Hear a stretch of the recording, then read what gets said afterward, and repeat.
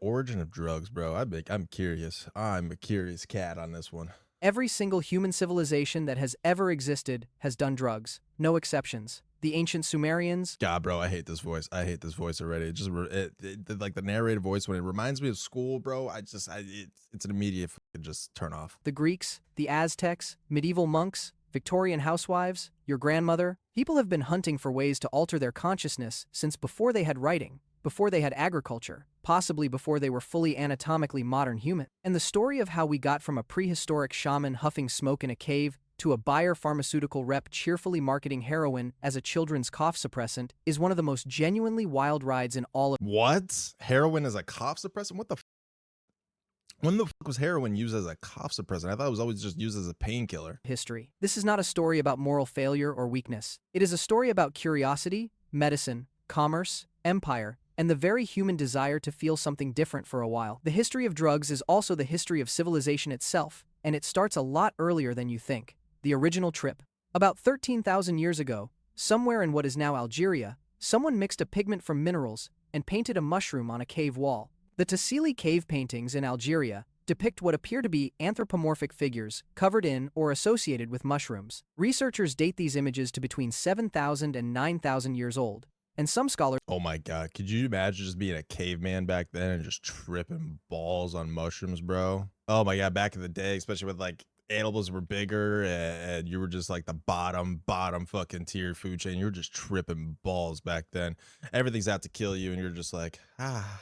the earliest evidence of psychedelic use in human history. Whether that specific painting proves mushroom use or just mushroom reverence, we will never know for certain, but the broader picture of prehistoric drug use is well established. Archaeological evidence from across Asia shows cannabis seeds appearing in dig sites dating to around 8,100 BC. Coca leaves were being chewed in South America from at least 6,000 BC, which means humans were getting a mild cocaine buzz roughly 4,000 years before the wheel was invented in Mesopotamia. Not that anyone was complaining about I feel like a lot of times back then they were just trying shit. Like nobody knew what anything did back then. It was just kind of like trial and error. It's like, oh, this guy died by doing this. Let's not do that again. But this guy felt fucking amazing doing this. Imagine the first guy to chew cocaine leaves, bro. the lack of wheels at that point. They had other things going on. The current scientific understanding is that psychoactive plant use is not some aberration in human behavior. Evolutionary biologist Nick Longrich and others have argued that altering consciousness was essentially a species norm so widespread across cultures and time periods that labeling it deviant requires ignoring thousands of years of human behavior, which, to be fair, humans are very good at doing. The evidence gets richer as we move into recorded history, and it almost immediately gets ridiculous. The joy plant and the Sumerians. Around 3,400 BC, the Sumerians of ancient Mesopotamia were the first civilization to leave written records of drug cultivation. They called the opium poppy Hul Gil, which translates roughly to joy plant. And you have Weren't the Sumerians like the first, like the, I think they were like the first, like, fucking evidence of like human civilization. to give them credit for honesty in branding. No pharma company in history has been that straightforward about its product. The Sumerians cultivated poppies in the fertile valleys between the Tigris and Euphrates rivers. From there, knowledge of the plant passed to the Assyrians, then to the Babylonians, then to the Egyptians, spreading through the ancient world along trade routes that doubled as pharmaceutical supply chains. The Bro, back then they weren't feeling anything then. Oh my god. Everybody had access to just straight up opium. They were like, here you go, here you go, here you go. You want to feel better? Here you go. You're a little depressed. Here you go. Here you go. Here's some heroin. Here's some opium. Here's whatever you guys need. They had that shit ready to rip. But then again, you weren't even living past like 30. Ebers Papyrus, an Egyptian medical text from around 1550 BC, contains prescriptions involving opium. One recipe recommended giving crying infants a preparation of poppy to make them cease their crying immediately and forever. Reading that sentence requires a moment to sit with. The ancient Egyptians were not casually poisoning babies, to be clear. Infant mortality was catastrophic in the ancient world, and the logic of quieting a sick child in pain made practical sense to people with no other options. But the line between medicinal and recreational use of opium blurred early and stayed blurry. By the time the Greeks and Romans got involved, opium was medicine, religious tool, recreational substance, and poison weapon all at once. Homer mentions a drug called Nepenthe in the Odyssey, described as something that puts grief and sorrow to sleep. Scholars have debated for centuries what Nepenthe actually was, but opium is the leading candidate. If ancient Greeks were self-medicating their post-Trojan War trauma with opiates, well, that is a very human response to very bad events. Cannabis So they also like realized the bad in it though pretty early. It wasn't like it was just this great thing, but they also recognized the bad of it. That it was just a very, very like addictive, very depressing, very just bad for you. gets an ancient medical license. Around 2700 BC, the legendary Chinese emperor Shen Neng reportedly prescribed cannabis tea for conditions including rheumatism, malaria, gout, and what the texts vaguely describe as absent-mindedness. Whether Shen Neng was a real person or a mythologized figure is debated, but the Chinese medical use of cannabis is historically documented, and the Shenong Benqiao Jing, a foundational Chinese pharmacological text, treats cannabis as legitimate medicine. In ancient India, cannabis had both medicinal and spiritual roles. The Vedic texts, some of the oldest. Did that say it was China? 1700 BC, the legendary Chinese emperor Shen Neng. I just feel like is it even legal in China? I feel like China would be like a place where it would not be legal. Marijuana is strictly illegal in China for both recreational and medical. So they were like the first ones to use it, and it's also banned now. Ingesting or possession even small amounts can lead to 10 to 15 days of administrative detention, fines, and mandatory drug tests, and foreign nationals often face deportation. Wow. Producing, smuggling, or trafficking is severe criminal offense. Penalties scale quickly from long prison to life imprisonment or the death penalty, depending on the quantity. Legitimate medicine. In ancient India, cannabis had both medicinal and spiritual roles. The Vedic texts, some of the oldest religious writings in the world, reference a sacred drink called soma, whose exact composition has been debated for over a century. Some researchers believe soma was a preparation containing cannabis. Others argue for fly agaric mushrooms, ephedra, or various other plants. The honest answer is nobody knows, and the priests who made it apparently kept their recipe extremely well guarded. What is clear is that cannabis use spread from Central Asia outward across the ancient world, carried by the Scythian nomads, traded along the Silk Road, adopted into religious practice by Hindus, Zoroastrians, and eventually, Sufi Muslims. The plant was so universally useful, so easy to grow, and so reliably effective at altering mood and perception that virtually every civilization it encountered adopted it in some form. It is genuinely funny that for most— Damn, bro. So like everybody back then was just getting high. Everybody had access to opiates. Everybody had access to fucking weed. Obviously, it wasn't as strong as the shit we have today, but like just the raw plant, they were still just getting high as fuck. Most of human history, cannabis was considered a mundane and practical plant, roughly equivalent to how we think of aspirin, and it took the 20th century to reclassify it as one of the most dangerous substances on Earth. History has a sense of humor, even when legislators do not. Scythians at the steam bath. The Greek historian Herodotus, writing in the 5th century BC, described a Scythian funeral ritual that reads more like a fraternity hazing than a religious ceremony. After burying their dead, the Scythians would build a small tent, place a dish of red-hot stones inside, and throw hemp seeds onto the coals. Then they would get inside and breathe the vapor until, in Herodotus's words, they howled with pleasure. For a The world's first hotbox, probably. Hell yeah. Hell yeah.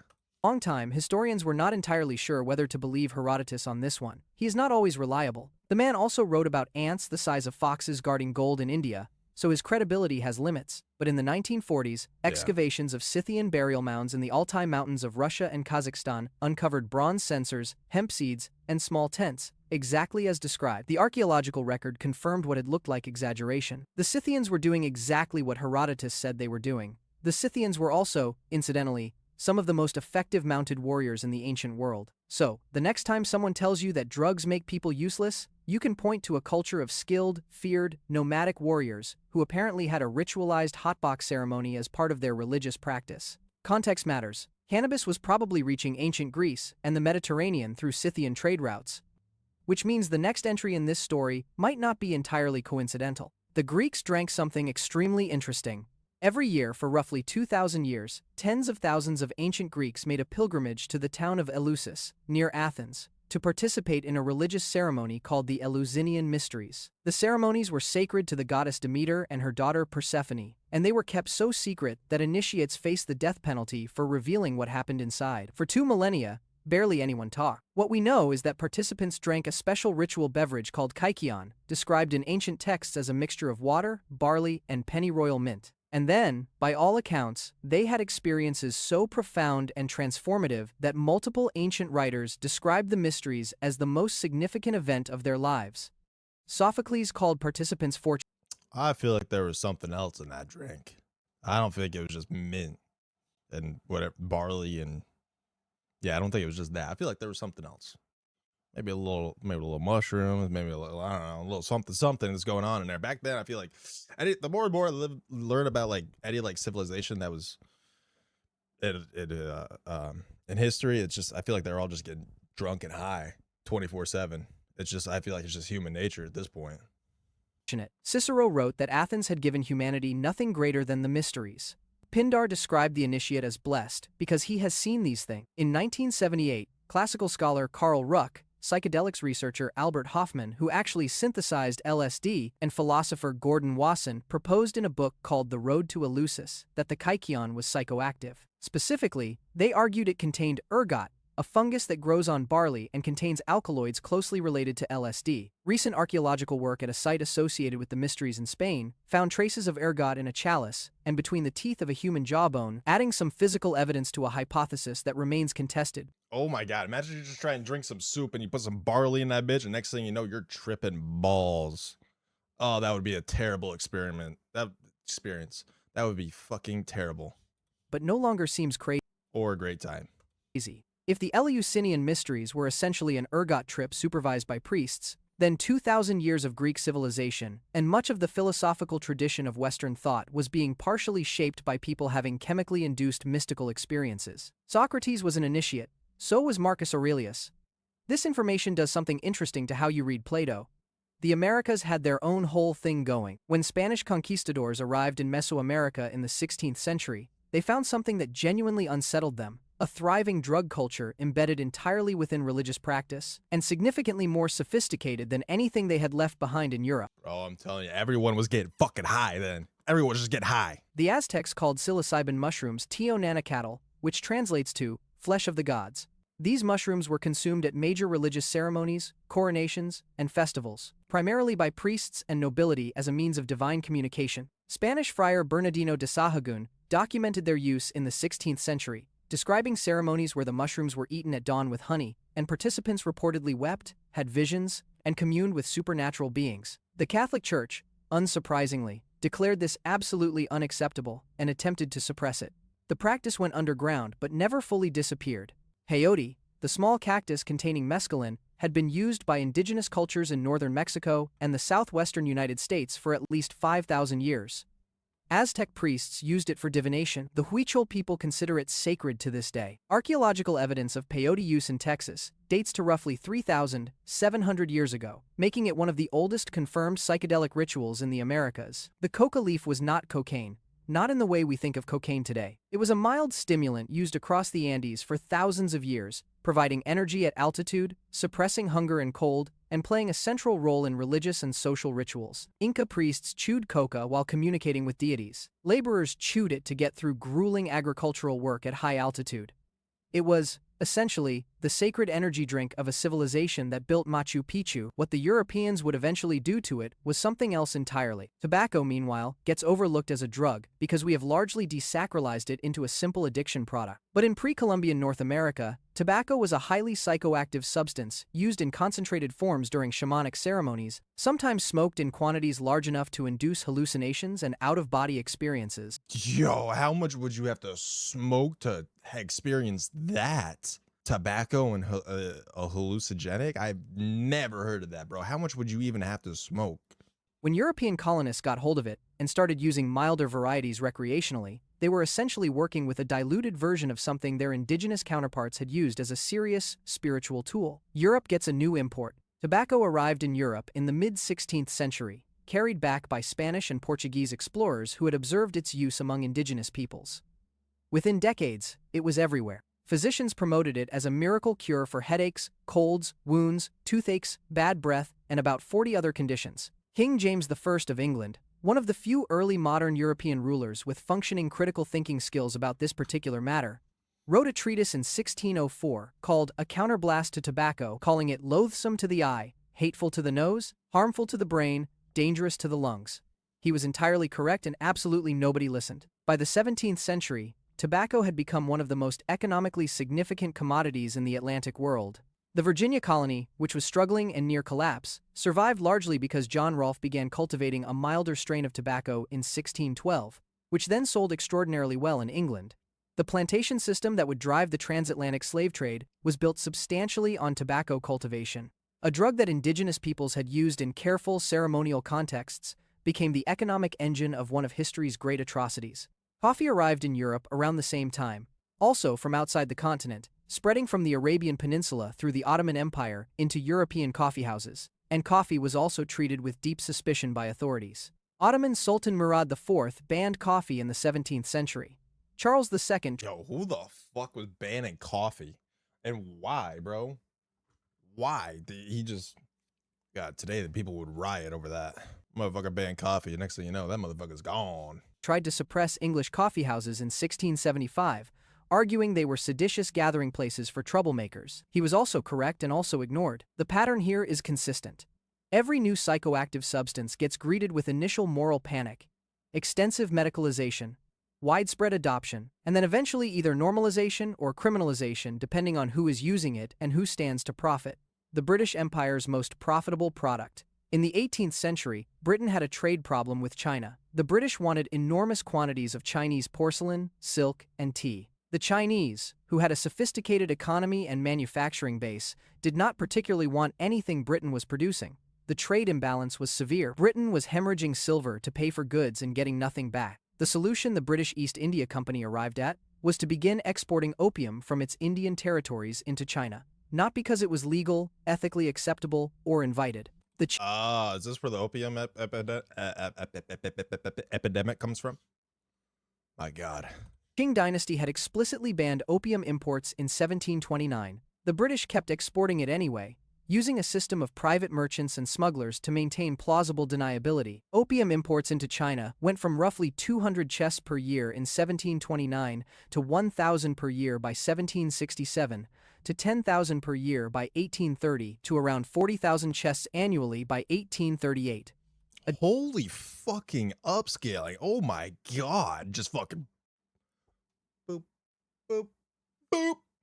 Just gone. It's just a problem at that point. Everything becomes such a fucking problem. Addiction rates soared. The Chinese government watched an entire class of its population become economically and physically dependent on a substance being pushed by a foreign power for profit. When the Chinese Imperial Commissioner Lin Zexu destroyed 1,400 tons of British-owned opium in 1839, Britain went to war. Not to... It kind of makes sense as to why they're so strict on drugs now, because they don't want this happening again. It makes sense now that I'm thinking about it. They were like the first ones to use marijuana, but now they're like, no drugs, bro. None. Stop the drug trade. To protect it, the First Opium War from 1839 to 1842 ended with China forced to open treaty ports, pay war reparations, and cede Hong Kong to Britain. The Second Opium War from 1856 to 1860 ended with opium legalized in China entirely. Britain fought 2 wars to force a country to accept drug imports. This is not a controversial historical reading. This is what happened. And it is important context for any discussion about the moralizing that would come later when Western nations started deciding which drugs were acceptable and which were not. The 19th century was basically a pharmaceutical free-for-all. In the early 19th century, European chemistry was advancing rapidly, and chemists began isolating active compounds from plants that had been used medicinally for centuries. In 1804, a young German pharmacist assistant named Friedrich Serturner extracted a compound from opium and named it morphine after Morpheus, the Greek. Okay, so this is where shit starts to get a little crazy. It gets a little strong. It gets like to the drugs we're seeing today, not to this just normal, you smoke a couple seeds or you just chew on some leaves or whatever, it's not like that anymore. It's getting chemically advanced. God of dreams. It was roughly 10 times more potent than raw opium. Then in 1853, Alexander Wood invented the hypodermic needle. Within a decade, injectable morphine had become the standard treatment for pain in American and European hospitals.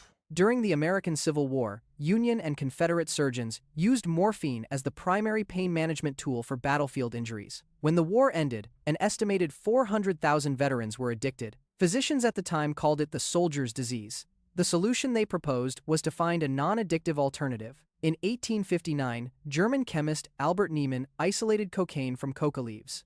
It was initially celebrated as a miracle. Sigmund Freud published a glowing paper on its therapeutic benefits in 1884, describing it as a stimulant, antidepressant, and aphrodisiac with no noted side effects. The Hay Fever Association endorsed it. Pope Leo XIII reportedly carried a flask No side effects. of wine infused with coca leaves and awarded a gold medal to the I pharmacist. guess back then it just kind of seemed like a miracle thing, you know. You can't see the effects back then. But now we obviously know the effects of like your brain, your heart, shit like that. Nothing's really good for you. Who made it. Coca-Cola, introduced in 1886, originally contained cocaine derived from coca leaf extract. The company removed What? I thought that was a myth. I thought that was low-key a fucking myth, bro. I always thought that shit was a myth. What? it in 1903, but only after a campaign highlighting concerns about the drink being marketed specifically to Black Americans, which is a story about racism that somehow got folded into drug history. In 1898, the Bayer Pharmaceutical Company synthesized a new compound from morphine through a process of acetylation. They named it heroin, a trade name derived from the German word heroisch, meaning heroic, presumably reflecting how the drug made test subjects feel. Bayer marketed heroin aggressively as a non-addictive substitute for morphine. They also marketed it as a children's cough suppressant. Bayer was the same company that made aspirin, and for a while, both products were sold in the same catalog. Please consult your physician before choosing between your headache remedy and your opioid. The patent medicine industry of the 19th century was staggering. I just taking fucking heroin for a cough suppressant. Well, next thing you know, I'm leading down a long road. Remedies containing morphine, laudanum, cocaine, and heroin were sold over the counter, without prescription, to anyone who could pay. Mrs. Winslow's soothing syrup, marketed for teething infants, contained morphine. Coca-Cola's slogan was the ideal brain tonic when it still contained cocaine. If Victorian-era advertising seemed enthusiastic, it was because the products were genuinely doing something. Laudanum and the respectable addict. Laudanum, a tincture of opium dissolved in alcohol, was the most commonly prescribed medicine in the 19th century. Thomas Sydenham, God, bro, that's just poison on top of poison. the founder of English clinical medicine, called it one of the most valuable medicines in the world in the 17th century, and that opinion held for 200 years. The demographics of laudanum addiction in the 19th century are telling. American and British physicians prescribed it overwhelmingly to women for conditions described as female troubles, nerves, hysteria, and virtually any complaint that was considered too feminine for serious medical investigation. Men with pain were given whiskey. Women with pain were given opium. The result was that laudanum addiction was heavily concentrated among middle and upper-class women who were considered respectable. No one called them drug addicts. They were patients. So you're like, the men get some whiskey and the women, you guys get some painkillers, all right? So you're fucked up and you have no idea what's going on. Let's just keep it that way. Got kids chasing a dragon? Facts, bro. Oh my God. Imagine being like an infant. Next thing you know, like you grow up and you just got this opiate addiction for no fucking reason. You're just like, I don't know why I feel this way. Oh, well, your parents fed you fucking heroin growing up. It's like a story of Eminem. Contrasts sharply with how opium was perceived when it was associated with Chinese immigrant communities in American cities, where it was smoked in dens rather than swallowed in tinctures. The same substance in different social contexts produced entirely different responses. One was medicine, one was moral catastrophe. The difference was not the drug. Elizabeth Barrett Browning wrote some of the most celebrated love poetry in the English language while dependent on laudanum. Samuel Taylor Coleridge composed Kubla Khan and claimed the whole poem arrived to him in an opium dream. Thomas de Quincey wrote Confessions of an English Opium Eater in 1821, which became a bestseller and treated addiction with unusual complexity. None of this made Victorian society reconsider its prescribing habits. It took roughly 80 years of mass addiction before things began to change.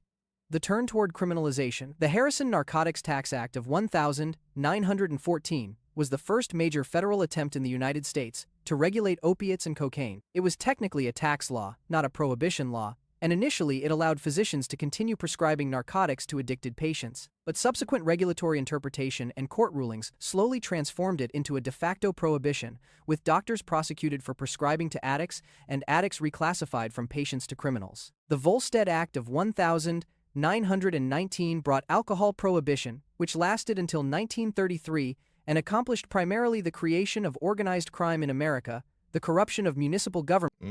This is when we started getting into like bootlegs, mafia, Al Capone's rise and everything. Prohibition was a crazy time.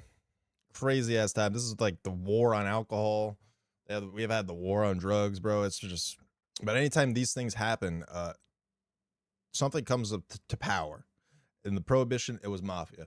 We have the war on drugs, it's cartels and gangs and whatnot. It's just, you're gonna have a certain rise to power that everybody has a need. Everybody wants something, they're gonna get it no matter what. Prohibition or not. And a period of exceptional creativity in cocktail culture as people found increasingly inventive ways to drink illegally. Alcohol was back, opiates and cocaine were not. The framing of drug prohibition was never purely about public health. Cannabis prohibition in the United States was driven significantly by a campaign led by Harry Anslinger, the head of the Federal Bureau of Narcotics, who explicitly linked cannabis to jazz music, black communities, and Mexican immigrants in his press materials. His campaign described cannabis as causing murderous rage and sexual depravity among minority populations. This is documented. It is in his actual writings. The drug law that resulted from this campaign remained in place for decades. The story of where drugs are legal, where they are criminalized, and who gets punished for using them is not a story about pharmacology. It has never been a story about pharmacology. It is a story about power, money, race, and whose intoxication gets called medicine versus whose gets called crime. Facts, bro. It's all about money. At the end of the day, that's all the government cares about with these drugs and stuff, is if they can make money off of it, or if, yeah, pretty much that's about it. And that story, it turns out, is at least 10,000 years old, possibly older. The specific chemicals change. The argument about who gets to alter their consciousness, and under what conditions, and who profits from controlling the answer, has stayed remarkably consistent since the first Sumerian scribe decided to call a poppy the joy plant. Survival myths. Whoa, damn, that video cut off fast. Anyways, W video, man. Damn, that video cut off fast as fuck. Fuck me. All right. Oh, man. W video, though, bro. W video.